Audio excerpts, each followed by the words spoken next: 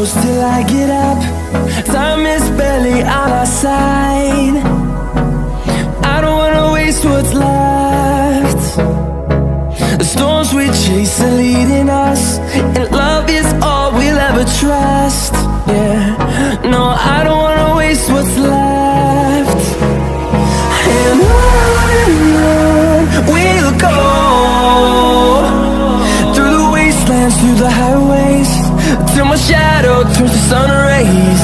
And on we'll go,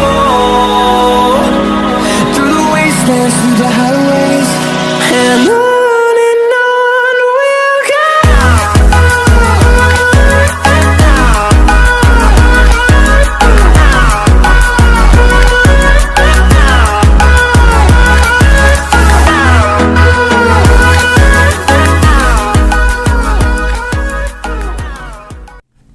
Nah, sekarang kita sudah sampai di rumah Ibu Titut Waluyo. Selamat pagi, Ibu. Selamat pagi, Mas Septian. Gimana Bu kabarnya? Sehat hari ini? Alhamdulillah, sehat sekeluarga. Alhamdulillah. Alhamdulillah. Saya mau mengajukan beberapa pertanyaan terkait pandemi saat ini ya Bu ya. Dan termasuk juga kondisi UMKM yang terjadi di tempatnya Ibu saat ini seperti apa. Kondisi di tempatnya Ibu ini soal jahit menjahit sebelum pandemi seperti apa, dan setelah ada pandemi seperti apa ya Bu ya?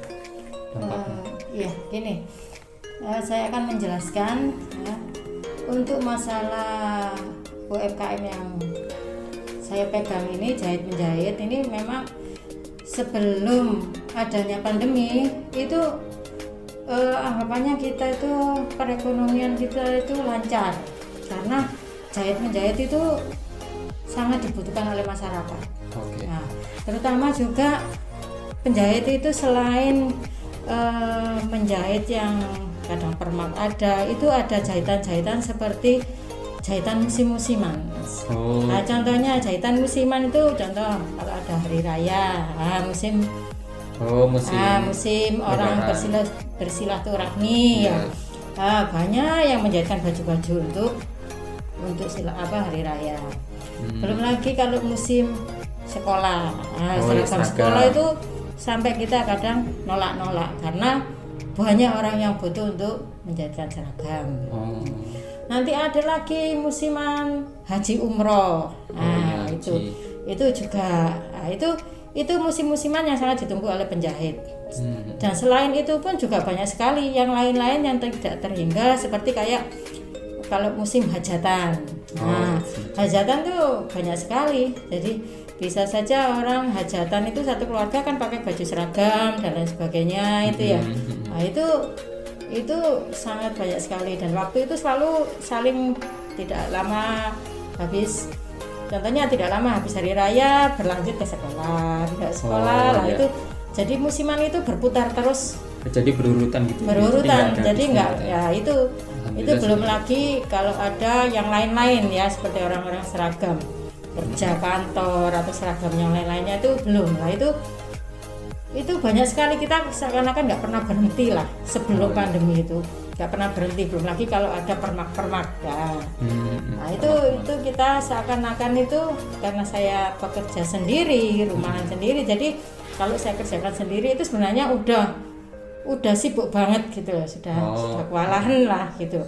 Lah itu sangat membantu sekali perekonomian keluarga. Dan memang itu beda sekali turunnya sangat signifikan dengan adanya pandemi. Itu hampir hilang udah. Pertama kali pandemi itu, setelah adanya pandemi langsung seakan-akan hilang jahitan apapun itu udah nggak ada sama sekali. Iya, mulai dari yang musiman seperti seragam itu sudah nggak ada. Karena kan yang para siswa-siswa, mahasiswa pun juga, atau anak-anak sekolah pun kan juga sudah mulai tidak masuk sekolah. Betul, karena memang semuanya kegiatan ditutup dari pihak sekolah ditutup, nggak ada yang sekolah, semua penyekatan hari raya sudah nggak ada orang yang berkeliaran. Nah, kita orang kebanyakan kalau menjahit itu kan tujuannya untuk kegiatan ya, untuk kegiatan. Bergabung banyak orang kumpul-kumpul dan sebagainya lah, itu semua ditutup lah kan, jelas tidak mungkin kalau mau jahit kan tidak mungkin. Iya betul. Itu sangat terasa sekali, kita itu hampir nggak ada pemasukan. Hampir nggak ada pemasukan tuh, hampir 1 tahun pertama saat pandemi itu sangat dirasakan sekali.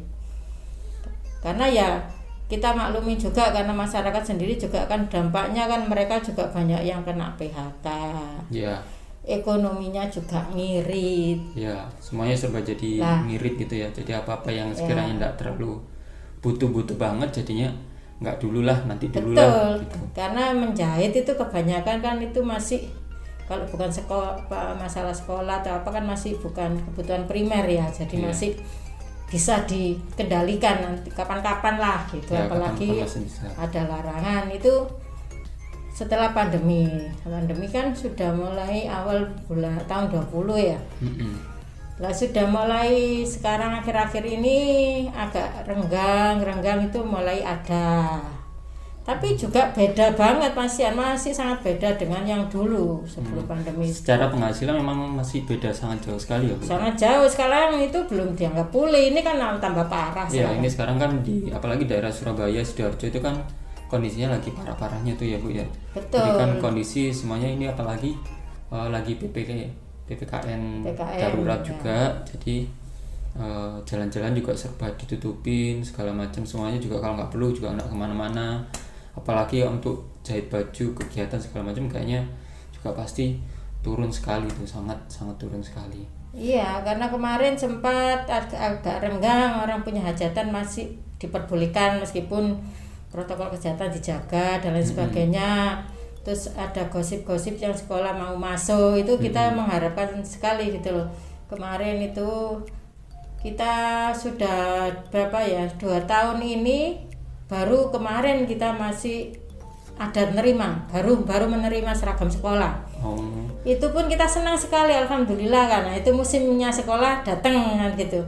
Katanya mau ada yang masuk berapa persen, berapa jam dalam 1 minggu kan, seperti itu. Tapi sekarang ya balik lagi, karena tinggi naik lagi, jadi ya larangan lagi. Dan nah itu sampai sekarang pun pendapatan kita itu masih jauh lah seperti sebelum pandemi, sangat jauh sekali. Ya, sebelum pandemi. Terkait kondisi pandemi ini, langkah-langkahnya Ibu untuk mengatasi dan menghadapi kondisi pandemi ini seperti apa ya Bu ya? Jadi untuk tetap berpenghasilan, kondisi cukup, minimal kan untuk kehidupan sehari-hari kan masih cukup, itu seperti apa ya? Ya awal-awal pandemi itu ya hampir beberapa bulan itu kita juga, mamanya orang sudah nggak ada pemasukan sama sekali, kita juga berpikir otak mau melakukan apa di dalam musim pandemi. Setelah itu pertama rame-rame membuat masker. Ya, di awal-awal kita mencoba membuat masker, kita titip-titipkan gitu ya. Nah, itu upaya kita pada saat itu. Tapi ya karena memang saingan juga banyak, ya masker model-model juga banyak dan sebagainya. Ya, dan itu pun hanya musim saja sih, semusiman aja pertama kali gebrakan membuat masker itu semuanya pada buat masker. Akhirnya malah harga masker turun karena yang membuat lebih banyak macam-macam dan banyak.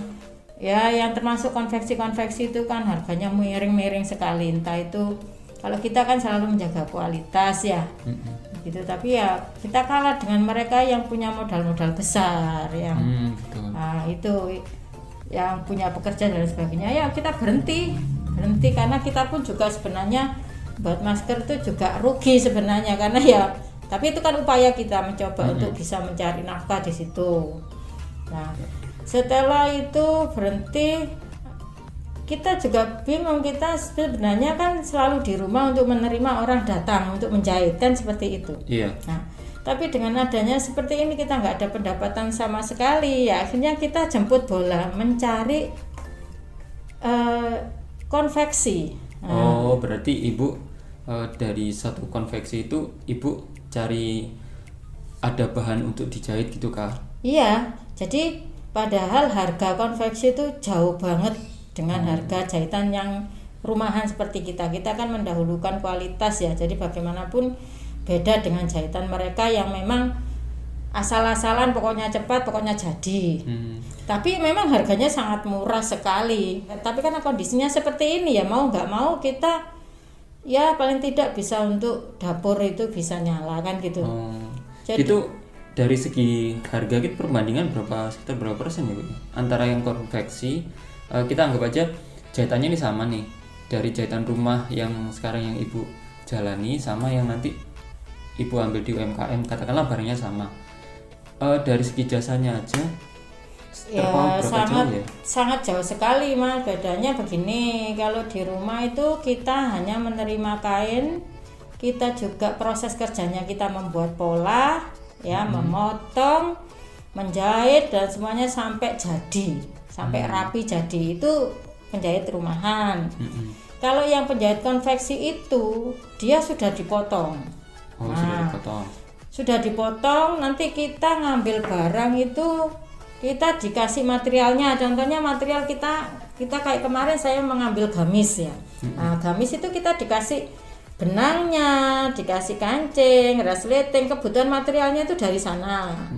Bajunya sudah potongan. Kita itu tinggal tenaga kita sama listrik. Ya, listrik ya, di rumah tuh listrik lah. Tapi ya sangat jauh, meskipun kita hanya menjahit saja, tapi kan harganya ya sangat murah sekali gitu loh.